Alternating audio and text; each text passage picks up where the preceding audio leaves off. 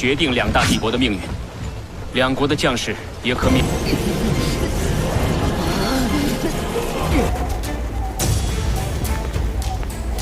Тансан, отец Вандунер, устроил жесточайшее испытание Хуэйхао, так что тот чуть не умер. Хотя нет, постойте. Хуэйхао буквально умирал сотни раз и собирался по кусочкам заново. Таким образом, Тансан закалял дух и характер Хуэйхао, как будущего возможного преемника и зятя. Да, Тансан планировал передать ему свое божественное положение, однако, как мы знаем, вышло немного иначе. Тем не менее, в будущем Хуэйхао еще поблагодарит за подобные испытания, поскольку после этого он потерял всякий страх и чувствовал себя невероятно уверенно.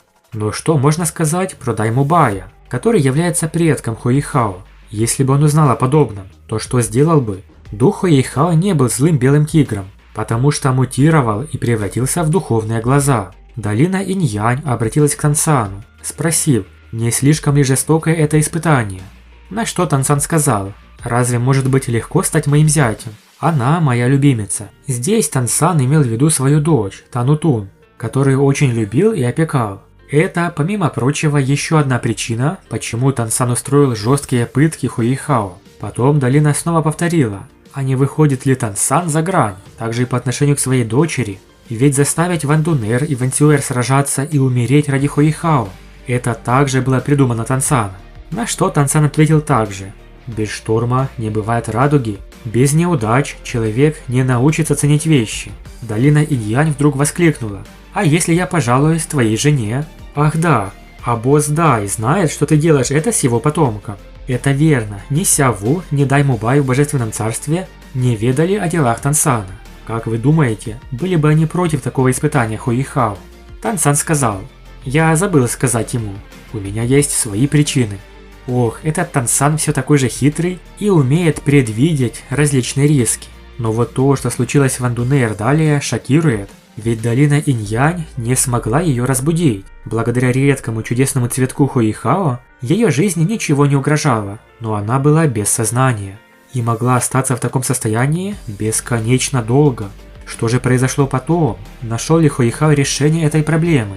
Золотое сияние ярко вспыхнуло, когда Хуэйхао снова появился в разрушенной долине, держа на руках Вандунер. Вся долина носила следы недавней битвы, вокруг были видны разрушенные участки земли, обломки и явные признаки недавнего сражения. Старейшина Сюань, заметив Хуэйхао с Вандунер на руках, быстро подошел к нему. Он использовал свою духовную силу, чтобы поддержать Хуэйхао, который выглядел уставшим и измотанным, и помог ему устоять на ногах. Все окружающие обратили свое внимание на Вандунер, чье тело казалось безжизненным и хрупким.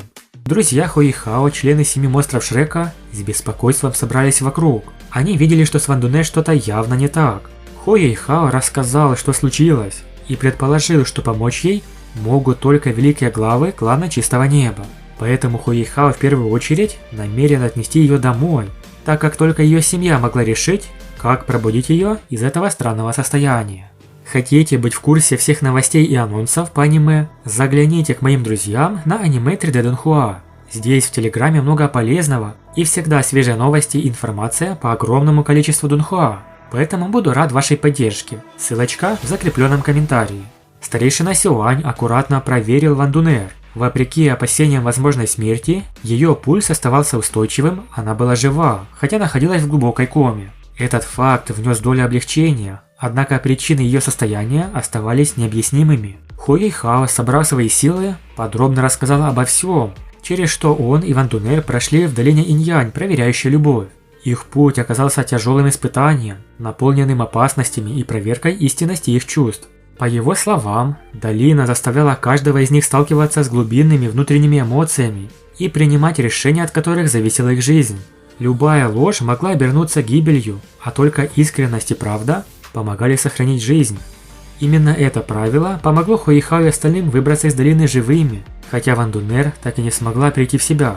Но она также справилась со своим испытанием, поскольку пожертвовала собой ради другого, то есть Хуэйхао. Старейшина Сюань, сильнейший титулованный 98-го ранга, тоже столкнулся с тестом долины, но его сразу отпустили, не требуя проходить испытания, так как посчитали, что для человека его лет тема любви уже не актуальна. Однако, выйдя из долины, он столкнулся с новой угрозой. За пределами долины их поджидали злые мастера духа, могущественные титулованные, настроенные агрессивно. Они представляли собой серьезную угрозу. Последовавшая битва была яростной и разрушительной. Старейшина Сюань, обладая почти непревзойденным уровнем силы, смог полностью раскрыть свой потенциал и, несмотря на силы противников, одолел их, прогнав с поля боя. Это позволило ему защитить учеников, однако ущерб, нанесенный долине и ее окрестностям, стал очевиден. Да, испытания, через которые прошли Хуэйхао, Ван Дунер и Ван Цюэр, да и все остальные монстры Шрека, было не только проверкой искренности, но и настоящей проверкой на выживание. Все это оставило глубокие раны как на их телах, так и на их душах. Несмотря на то, что Ван Дунер физически осталась жива, ее состояние требовало немедленного решения. Кстати, каждый прошедший испытание долины Инь-Янь получил невероятные награды. Хуэйхао и Ван Цюэр подняли свои силы на 5 рангов, но награды умершей Ван Дунер не было, к сожалению. После завершения событий в долине Инь-Янь лица всех выглядели мрачными. Каждый из них вынес для себя важный урок из того, через что им пришлось пройти.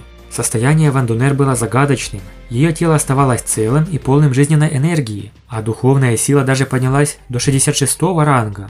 Но ее ментальное море оказалось запечатанным. Душа девушки, похоже, хаотично колебалась, создавая серьезные трудности для ее пробуждения. Сюань Цзи и другие старейшины Шрека не осмеливались вмешиваться, чтобы не нанести ей большего вреда. Семерка монстров Шрека решили как можно быстрее вернуться в Академию, а Хуэйхао должен отнести Ван Дунер в клан Чистого Неба, к ее семье, чтобы там могли попробовать найти способ ее спасти. Хуэйхао был готов на все ради любимой. Его сила возросла на 5 рангов благодаря награде, находясь на грани достижения 60 уровня. Группа начала путь назад, соблюдая осторожность, чтобы не подвергаться новым нападениям со стороны Империи Солнца и Луны. Покинув местность, все отправились в Империю Небесной Души, где они смогли на короткое время остановиться для отдыха в лесу. Хуэйхао все это время заботился о Ван Дунер, защищая ее с помощью духовного барьера. Он продолжал сканировать ее ментальное море, но не обнаруживал никаких изменений. Бэй-Бэй, старший, предложил разделить обязанности. Было решено, что Сюй Санши и Цзянь Наньнань отправятся с Хуэйхао и Ван Дунер в клан Чистого Неба, в то время как остальные вернутся в клан Тан. Этот план был принят как оптимальный для распределения сил и выполнения текущих задач. Через несколько часов группа разделилась. Старейшина Сюань повел большую часть команды обратно в Академию Шрека, тщательно защищая своих людей. На его плечах лежала огромная ответственность, ведь молодые мастера Шрека являлись будущим Академии и представителями ее силы. В это время Хуэйхао, Сюй Санши и Цзянь Наньнань двинулись в клан Чистого Неба, чтобы попытаться найти способ пробудить Ван Дунер. Получится ли у них? Спасет ли Хуэйхао Ван Дунер, как она его? Рассмотрим в дальнейшем. Большое всем спасибо за просмотр. Подписывайтесь на канал, ставьте лайк и всем пока.